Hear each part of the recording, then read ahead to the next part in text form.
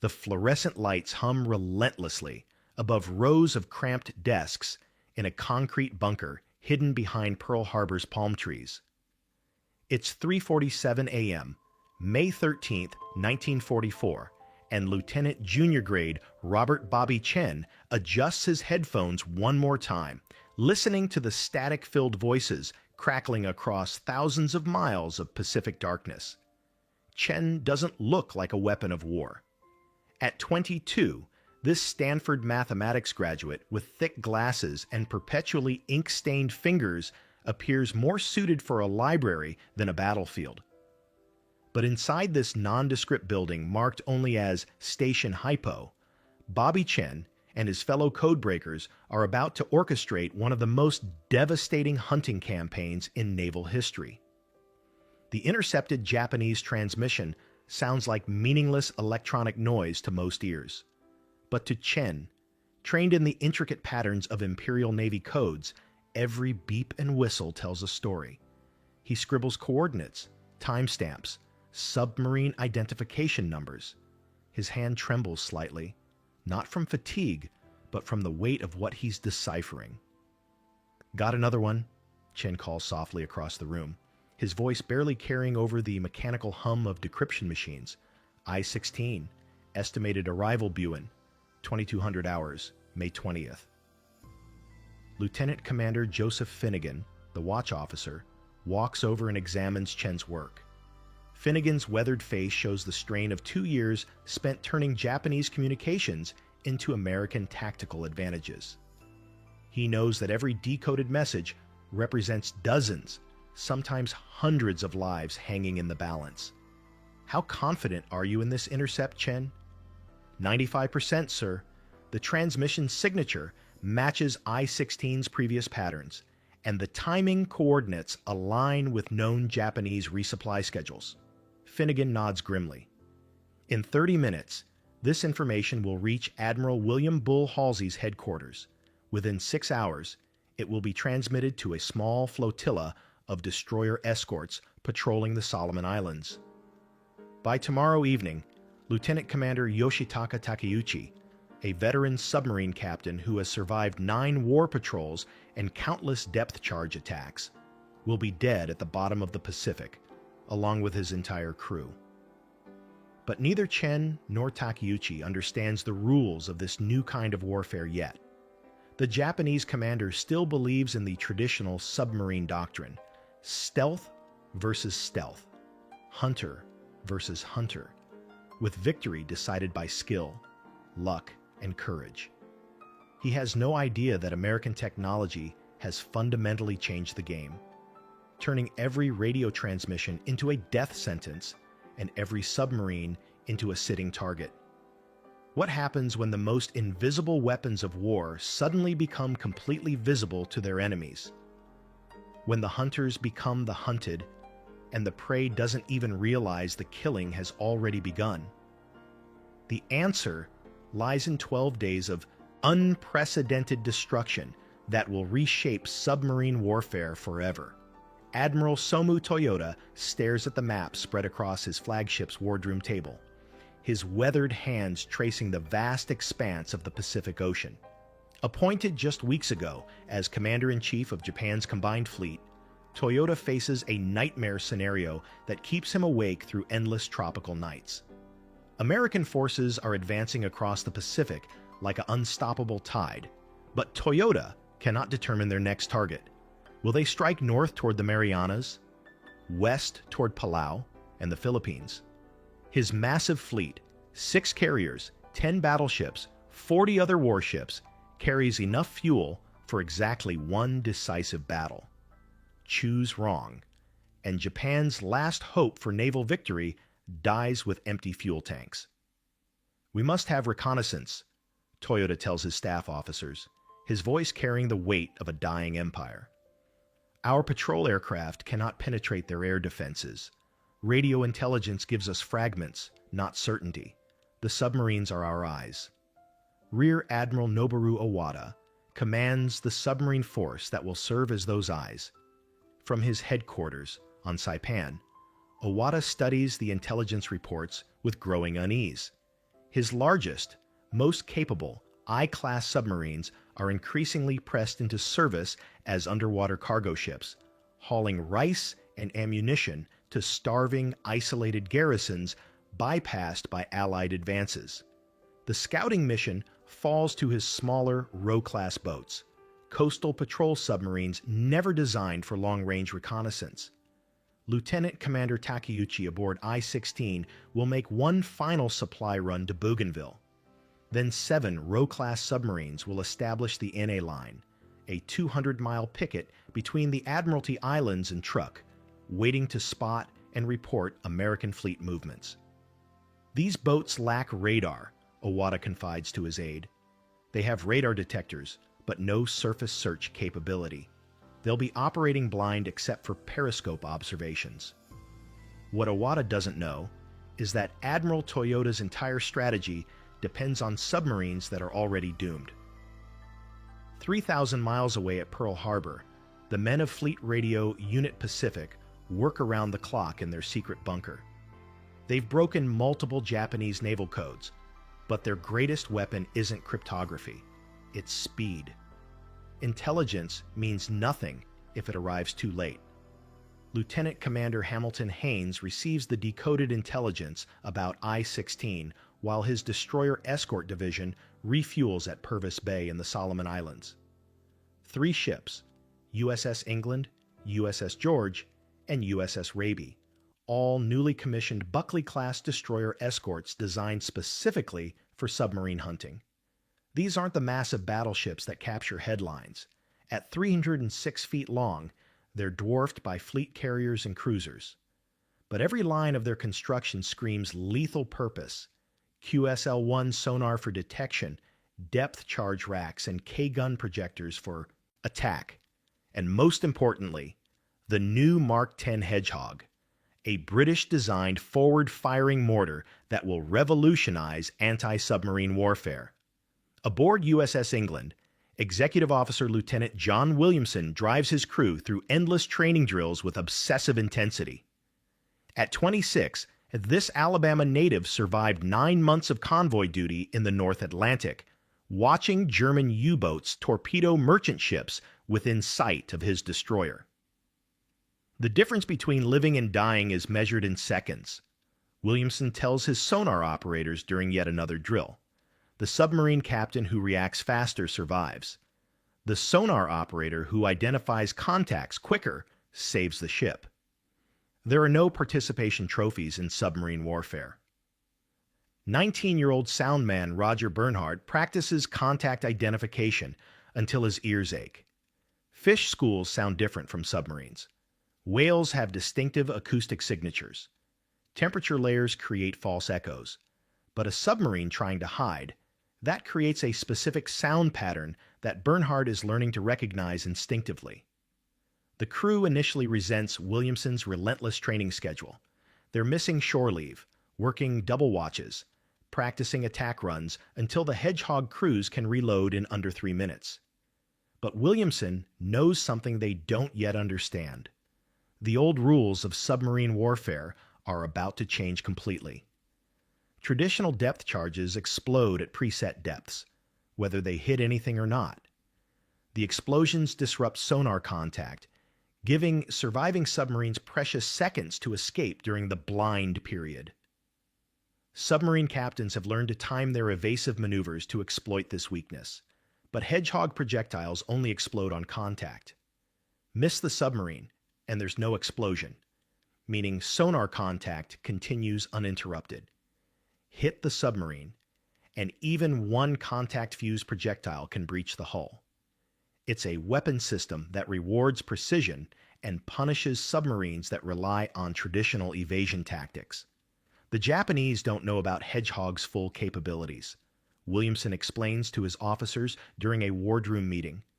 Their submarine doctrine assumes we'll lose sonar contact during depth charge attacks. They'll try standard evasion patterns that worked against conventional weapons. That's when we kill them. On May 18, 1944, Commander Haynes receives the electrifying message from 3rd Fleet. Japanese sub believed heading to supply beleaguered forces at Buen. He is believed to be approaching this point from the north and should arrive in that area by about 1400 hours 20 May. Good hunting. As the three destroyer escorts get underway, their crews don't yet understand they're beginning the most successful submarine hunting campaign in naval history. Lieutenant Commander Takeuchi aboard I-16, carrying bags of rice for starving Japanese troops, has no idea that his routine radio transmission has already sealed his fate. The hunters are moving toward their prey, guided by technology the prey cannot imagine and armed with weapons the prey has never encountered. May 19th, 1944. The Pacific Ocean stretches endlessly under a blazing tropical sun as three American destroyer escorts cut through moderate swells northwest of Bougainville.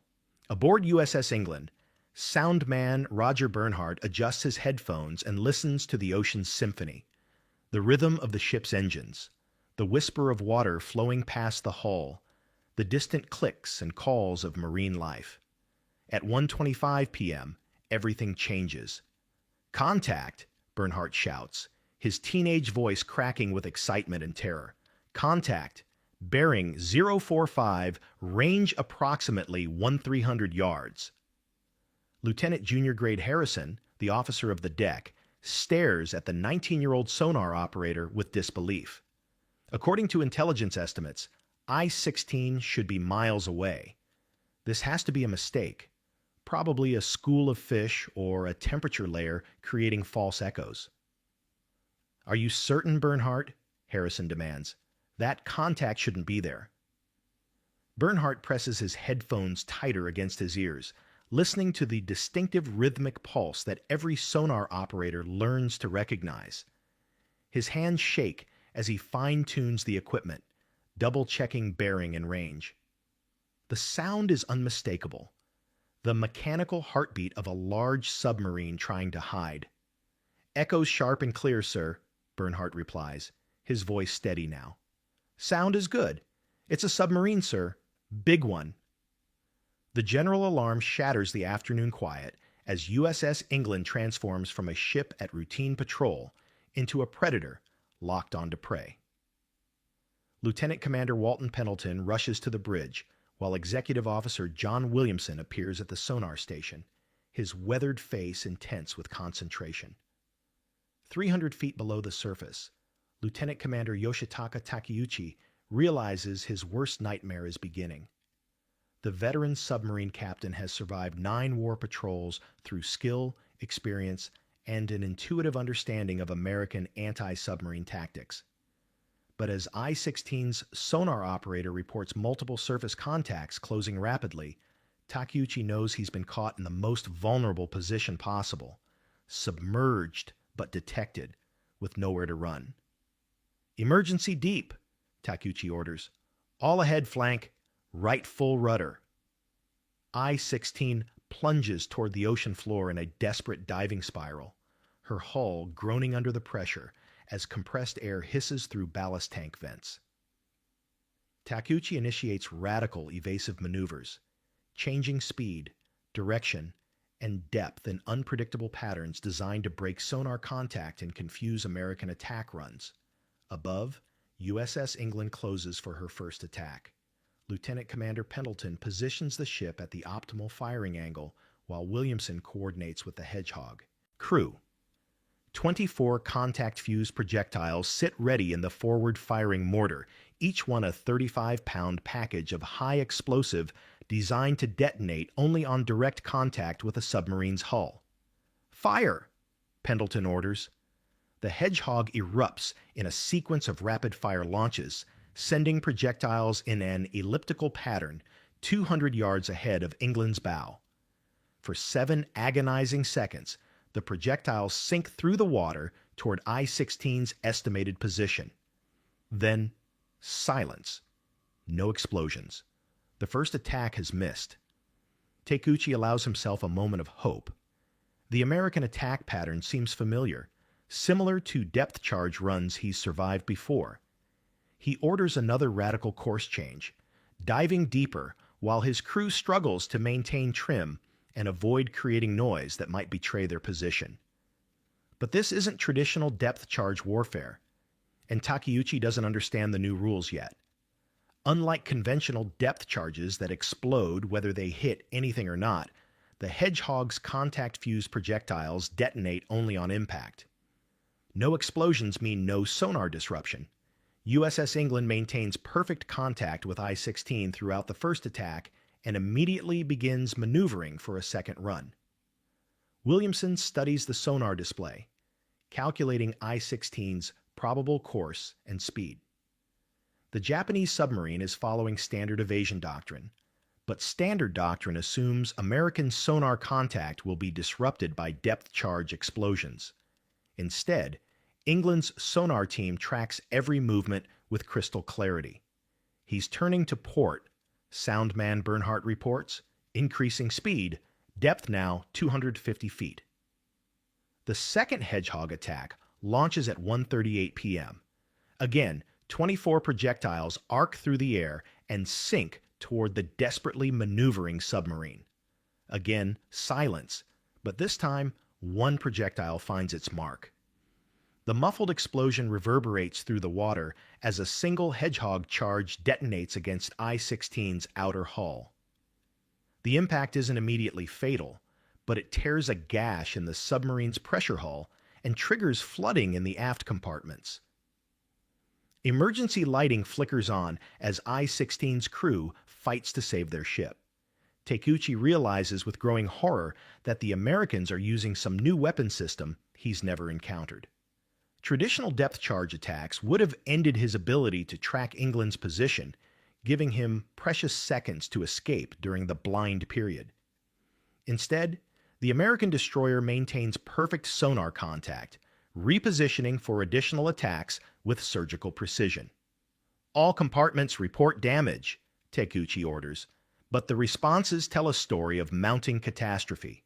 Water flooding aft, electrical systems damaged, battery compartment compromised. I-16 is dying by degrees, but she's still fighting. Lieutenant Commander Pendleton realizes his first two attacks have failed to achieve a kill.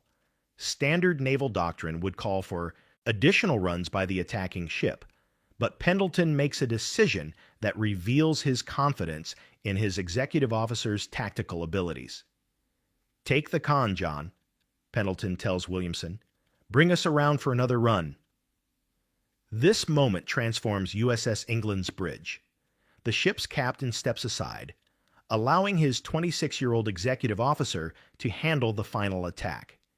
It's an extraordinary display of trust and recognition that Williamson's obsessive training has prepared him for exactly this moment.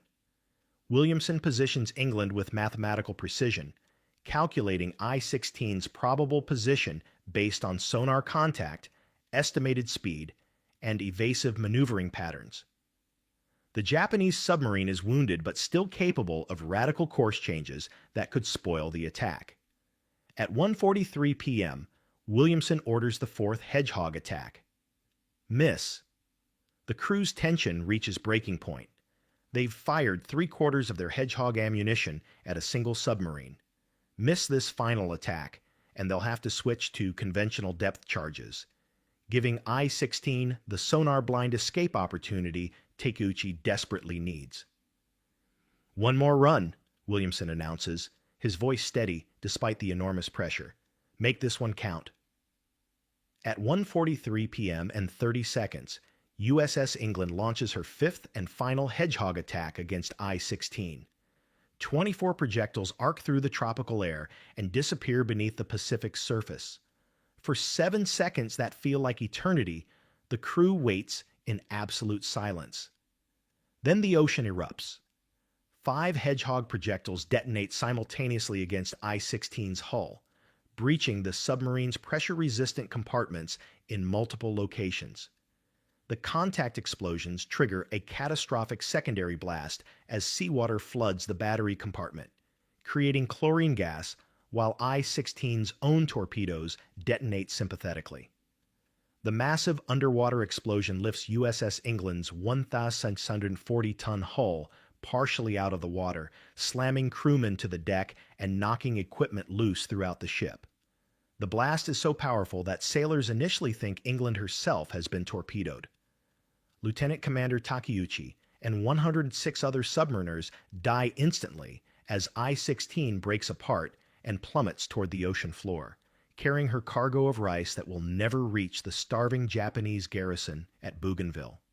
20 minutes later, debris begins surfacing around USS England. Pieces of cork insulation, wooden fragments with Japanese characters, a 75-pound bag of rice that confirms intelligence estimates about I-16's supply mission. Most ominously, a dozen sharks appear within minutes, thrashing in the expanding oil slick that marks I-16's grave.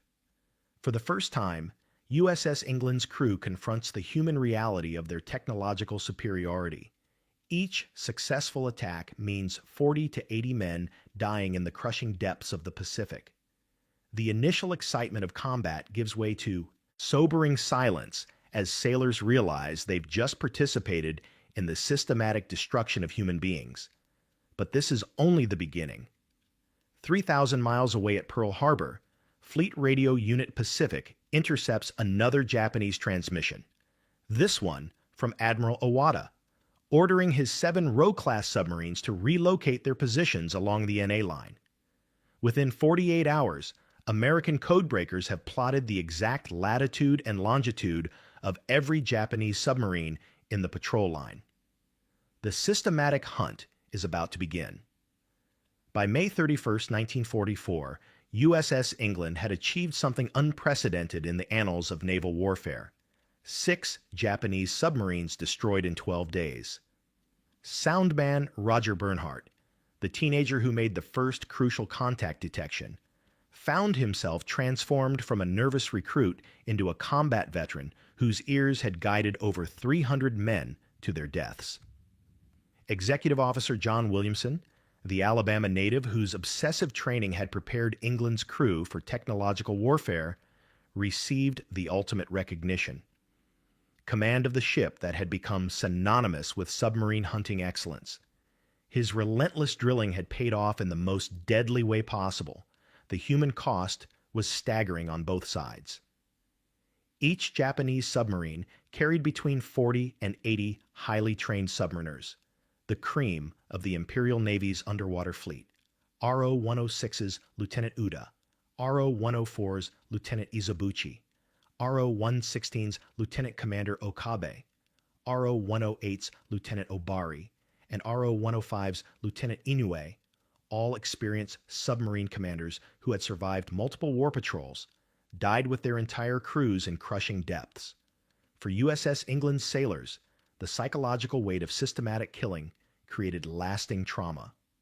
A young seaman approached Lieutenant Williamson after the 3rd kill, asking, "Sir, how do you feel about killing all those men?"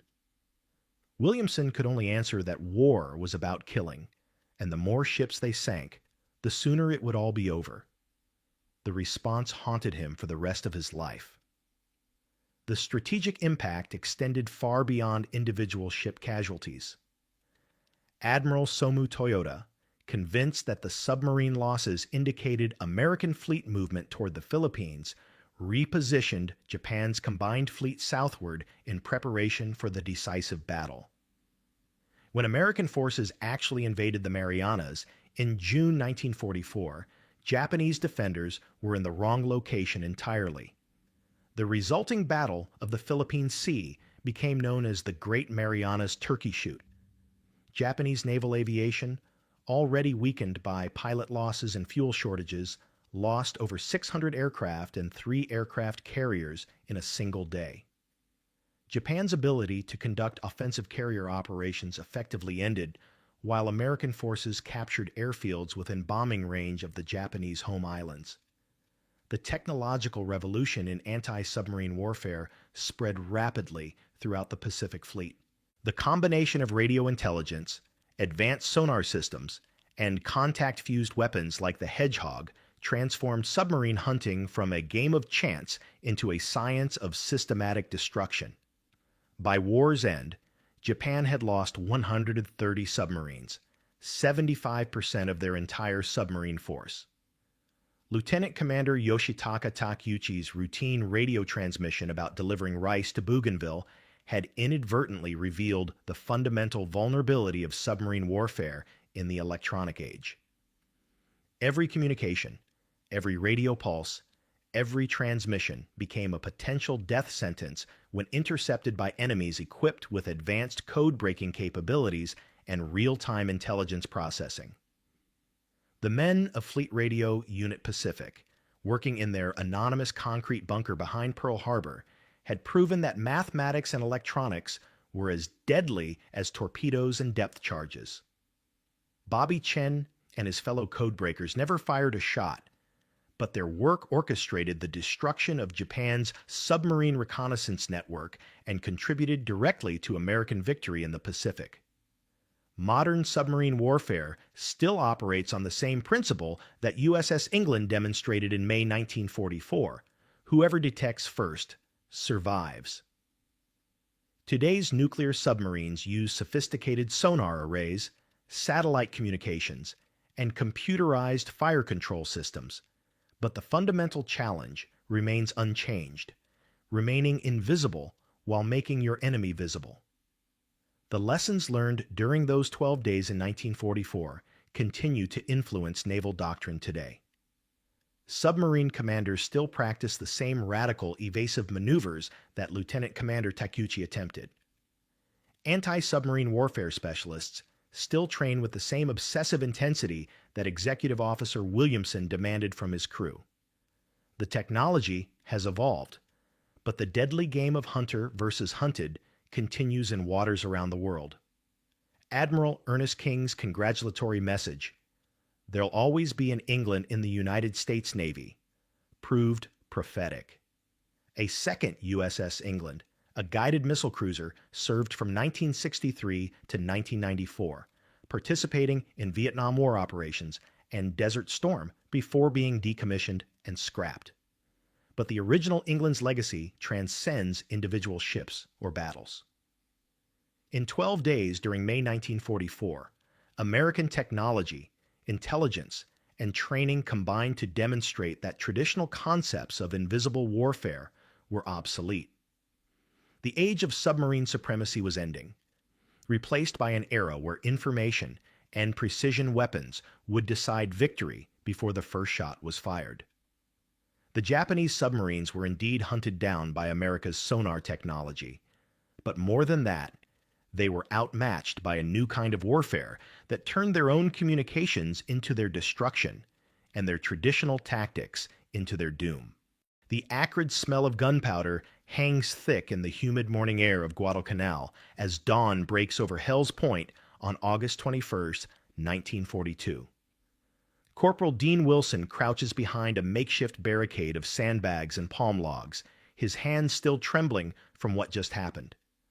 The black volcanic sand stretches before him like a nightmarish carpet, littered with hundreds of Japanese bodies, their pristine uniforms now torn and bloodied, victims of a weapon they never saw coming.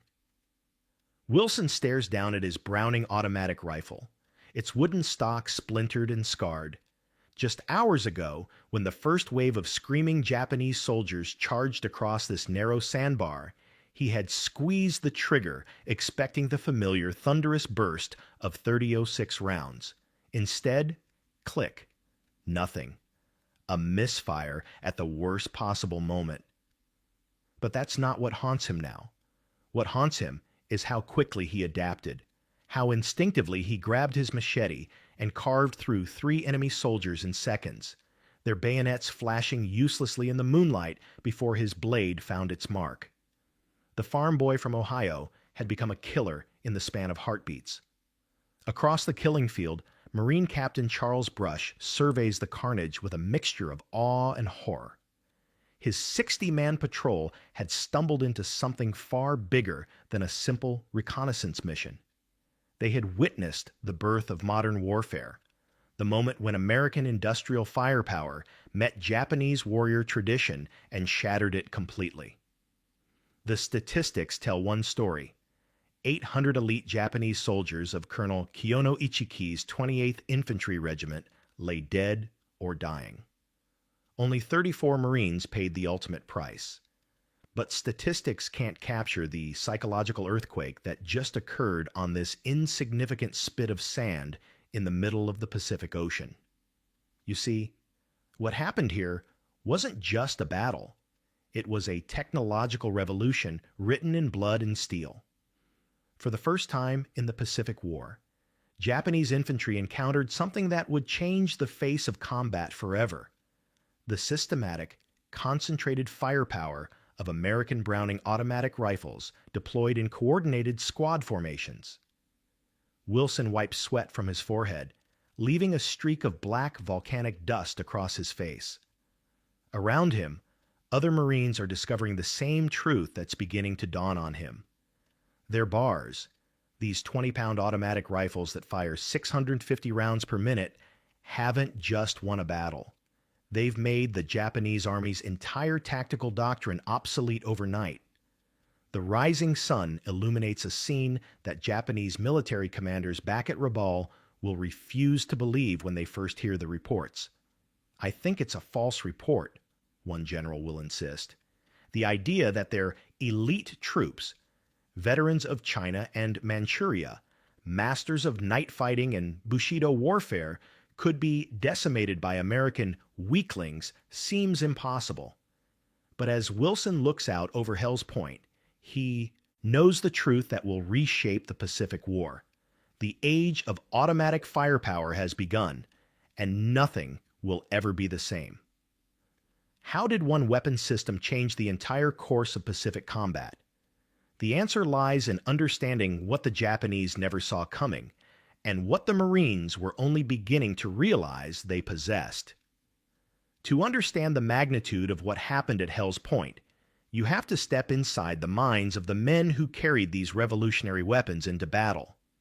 Private Walter O'Malley was just 19 years old when he became a bar gunner with the 5th Marine Division, but he already understood something that would define his entire war experience. His weapon was more than just a rifle. It was the backbone of his squad's survival. "The bar was everything to us," O'Malley would later recall, his weathered hand still bearing a small black bump of Iwo Jima sand embedded in the flesh decades after the war ended. "When they handed me that 20-pound rifle, they weren't just giving me a weapon. They were making me responsible for keeping my buddies alive." The Browning automatic rifle represented a fundamental shift in American military thinking. Unlike the bolt-action rifles that had dominated World War I, the bar could deliver sustained automatic fire, up to 650 rounds per minute when needed, or carefully controlled bursts for precision work.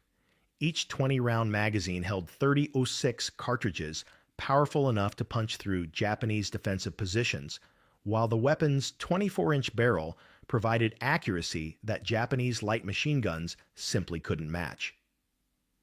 But here's what made the bar truly revolutionary. It was portable.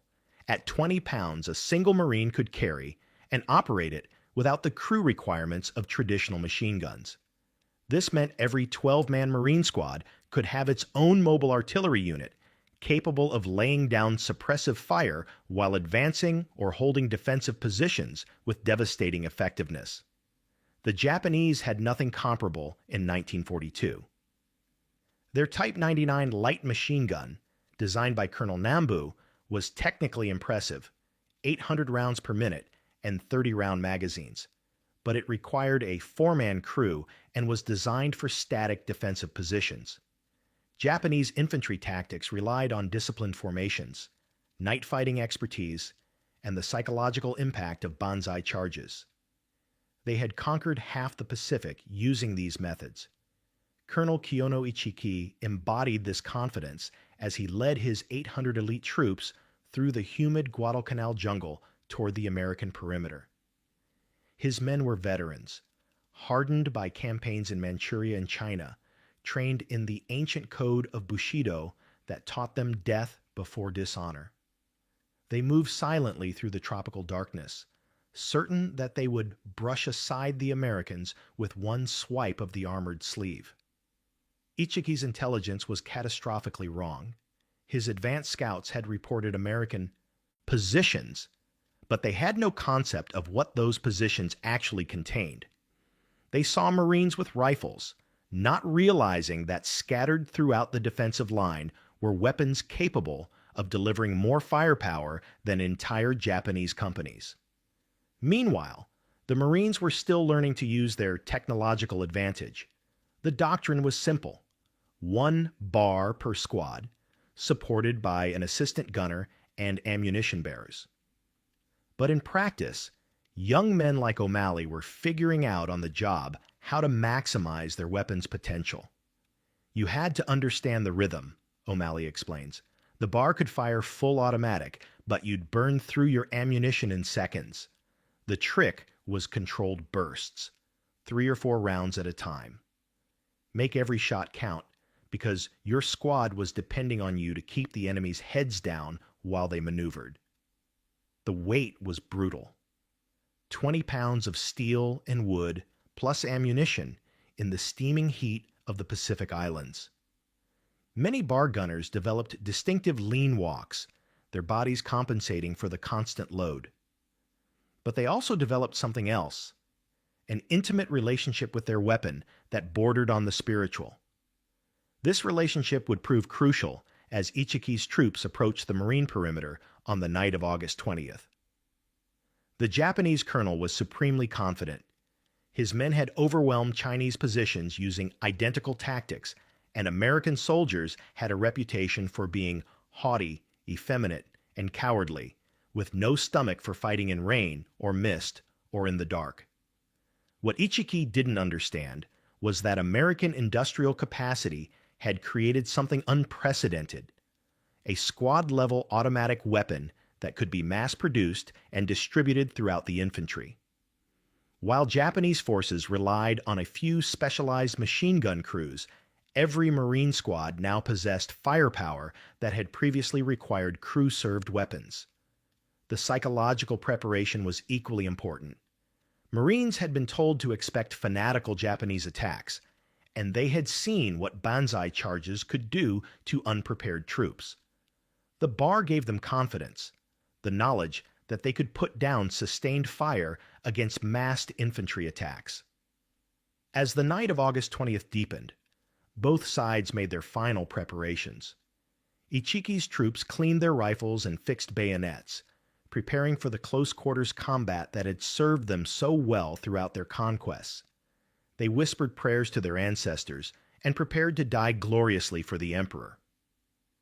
On the American side, bar gunners checked their weapons one final time. O'Malley and men like him ensured their gas systems were clean, their magazines properly loaded, their ammunition accessible. They didn't know they were about to participate in a revolution in infantry warfare. The stage was set for a collision between two military philosophies: Japanese warrior tradition versus American industrial firepower, individual courage versus technological superiority, ancient tactics versus modern weapons. In a few hours, the jungle night would explode with violence, and when the sun rose over Hell's Point, the Pacific War would never be the same. The question wasn't whether the Americans would win. It was whether anyone would survive to tell the story of how warfare itself had just been transformed forever. At 0200 hours on August 21st, the night sky above Guadalcanal explodes in an eerie green light as a Marine fires a flare high into the tropical darkness. What the flare illuminates defies everything Colonel Ichiki expected to see, and changes the course of Pacific warfare forever. Hundreds of Japanese soldiers are crossing the narrow sandbar of Alligator Creek, their bayonets gleaming in the artificial light. They move in perfect formation, just as they had in China, just as their training demanded. But this isn't China, and the Americans waiting for them aren't the demoralized Chinese troops Ichiki's men had fought before. Private Richard Harding crouches behind his defensive position, watching the advancing enemy with a mixture of amazement and terror. We could hear them walking along the beach towards us and jabbering, he would later remember. They didn't even have scouts out. The Japanese confidence was so complete, their contempt for American fighting ability so absolute, that they were advancing as if on parade. That confidence was about to meet 20 pounds of American engineering genius. Corporal Dean Wilson raises his bar, the weapon's familiar weight settling into his shoulder. Around him, other bar gunners do the same, each one responsible for a sector of fire, each one the mobile artillery for his squad. The Marines have learned something the Japanese haven't yet grasped. Modern warfare belongs to whoever can deliver the most firepower the fastest. Wilson squeezes the trigger. Nothing. The firing pin strikes an empty chamber with a metallic click that sounds deafeningly loud in the tense silence. His bar, the weapon his squad depends on for survival, has misfired at the worst possible moment. Japanese soldiers are now halfway across the sandbar, their battle cries echoing across the water, and Wilson's primary weapon is useless. But here's where American training meets desperate innovation. Without hesitation, Wilson drops his bar and grabs the machete from his belt. What happens next will become legend among Marines. In the space of heartbeats, this farm boy from Ohio cuts down 3 Japanese soldiers in hand-to-hand combat, his blade finding its mark with lethal precision. Yet Wilson's individual heroics pale beside the mechanical devastation unfolding around him. Every other bar along the Marine line is functioning perfectly, and the sound they make collectively is like nothing the Japanese have ever experienced. The Browning automatic rifle fires the powerful .30-06 cartridge at 650 rounds per minute. Each round carries enough kinetic energy to punch through Japanese body armor and keep going. When multiple bars concentrate their fire on the same target area, the effect is apocalyptic. Lieutenant George Cordeia watches the slaughter through his binoculars, his Ohio-born squad leader's mind struggling to process what he's seeing. Japanese soldiers are being cut down in entire ranks, their disciplined formations disintegrating under the concentrated automatic fire. Bodies pile upon bodies as succeeding waves of attackers stumble over their fallen comrades. It was fascinating to see them bustling amongst the trees, pivoting, turning, spitting sheets of yellow flame. War correspondent Richard Tregaskis will write, describing the bar gunners at work.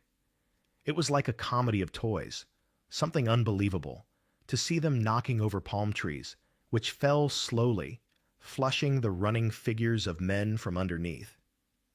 But this isn't a comedy to the men pulling the triggers. For bar gunners like the fictional composite of dozens of real Marines, each burst represents a life or death calculation. Conserve ammunition versus suppress the enemy. Controlled fire versus full automatic. Precision shots versus area denial. The Japanese response reveals the depth of their tactical miscalculation.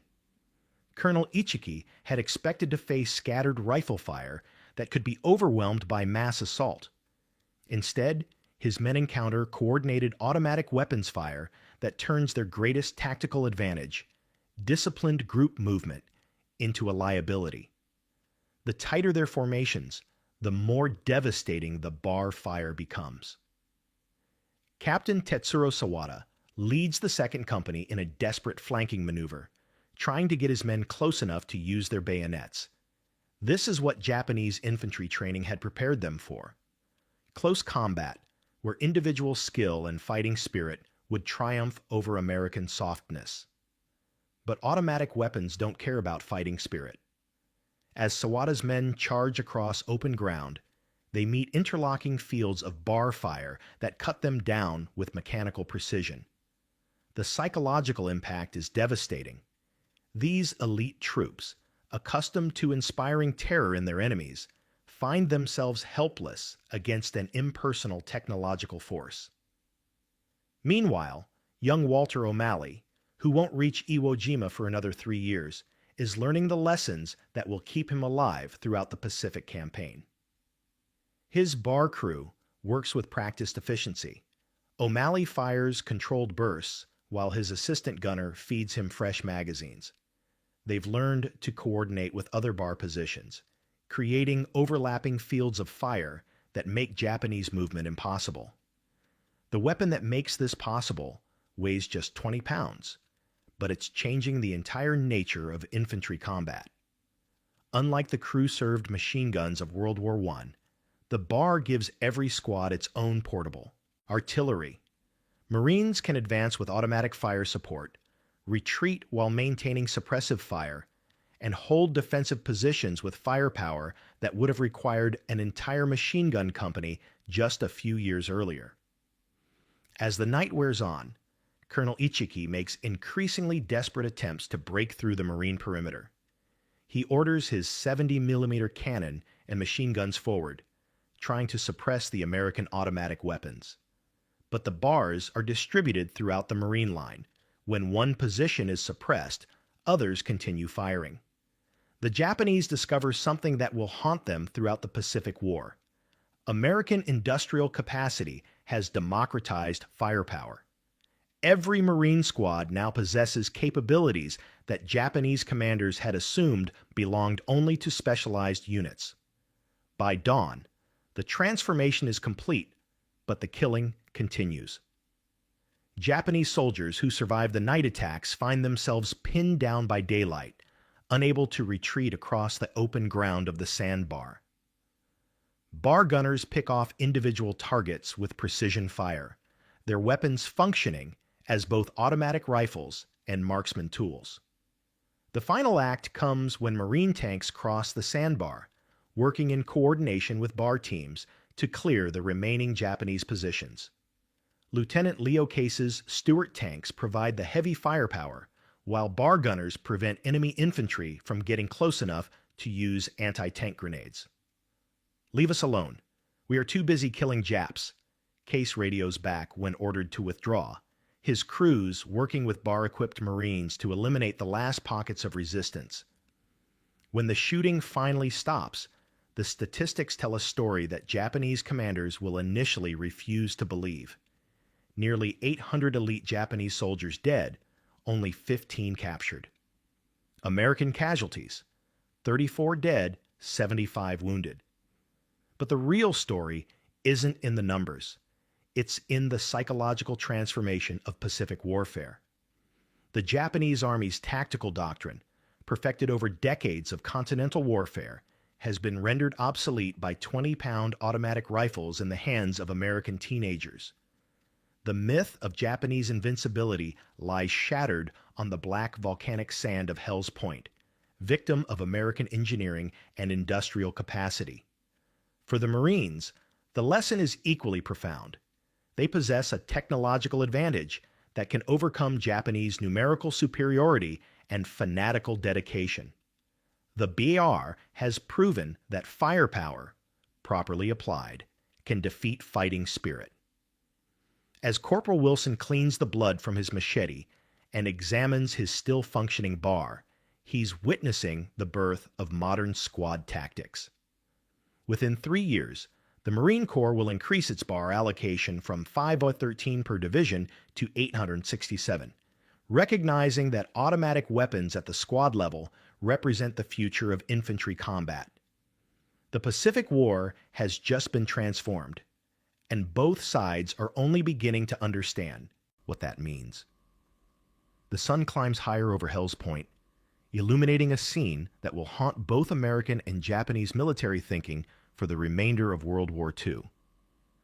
Corporal Dean Wilson sits beside his damaged bar, methodically cleaning the weapon that saved his life even when it failed him. Around him, other Marines are making a discovery that will reshape infantry doctrine forever. Their automatic rifles haven't just won a battle. They've created a new reality of warfare. The psychological impact on surviving Japanese forces proves immediate and devastating. Sergeant Sadanobu Okada, one of the few Japanese soldiers to escape the massacre, later describes the experience in terms that reveal the depth of Japanese tactical miscalculation. We expected rifle fire we could charge through. Instead, we faced continuous automatic fire from positions we couldn't locate or suppress. Our training meant nothing. When word of the slaughter reaches Japanese headquarters at Rabaul, the reaction is pure disbelief. "I think it's a false report," insists one general, unable to accept that elite Japanese troops could be so thoroughly defeated. But the reports are confirmed, and with them comes a terrible realization. American industrial capacity has given every enemy squad capabilities that Japanese commanders had assumed belonged only to specialized machine gun units. The transformation extends beyond mere tactics. Lieutenant Colonel John George, who will later author Shot Fired in Anger, captures the psychological dimension perfectly. "Nambu light machine guns caused me the greatest and most demoralizing fear I have known in all combat I have seen."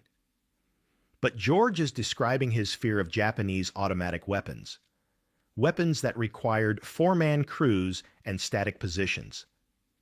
Now, Americans possess squad-level automatic weapons that are portable, reliable, and devastatingly effective. For the Marines, the lesson becomes doctrine with remarkable speed.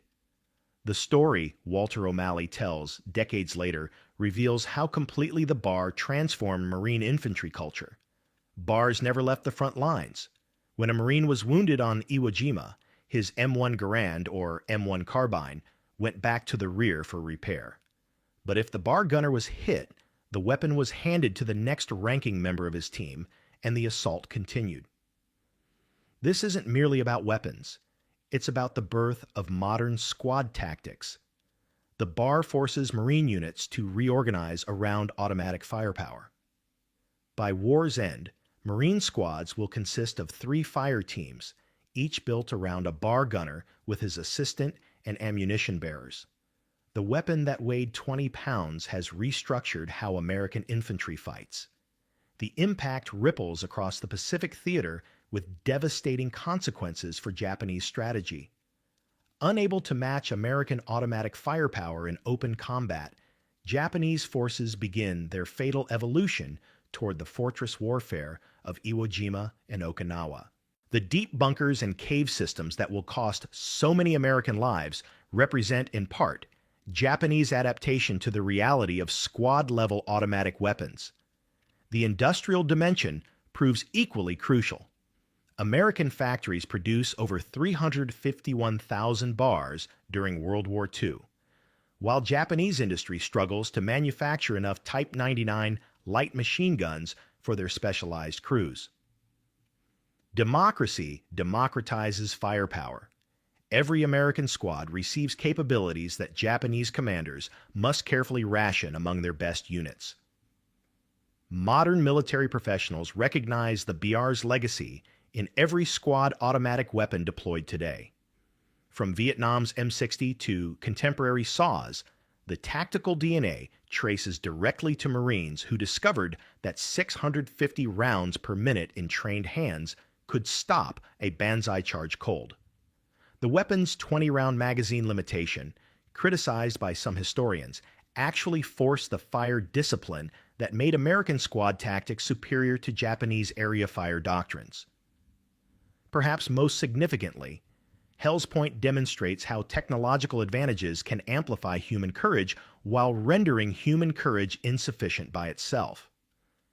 Japanese soldiers displayed extraordinary bravery throughout the Pacific War, but bravery alone cannot overcome systematic firepower advantages. Conversely, American industrial capacity meant nothing without Marines willing to carry 20-pound automatic rifles across Pacific beaches under enemy fire. The bar's story continues today in every military that recognizes squad automatic weapons as force multipliers rather than mere support weapons. When modern infantry squads organize around automatic riflemen, they're applying lessons written in blood on Guadalcanal's black volcanic sand. As Corporal Wilson finally rises from Hell's Point, his damaged bar slung across his shoulder, he carries more than just a weapon. He carries the future of infantry warfare. The 800 Japanese bodies scattered across the sandbar represent the end of one military era and the beginning of another, written in 3006 cartridges and marked by the distinctive sound of American automatic rifles changing warfare forever.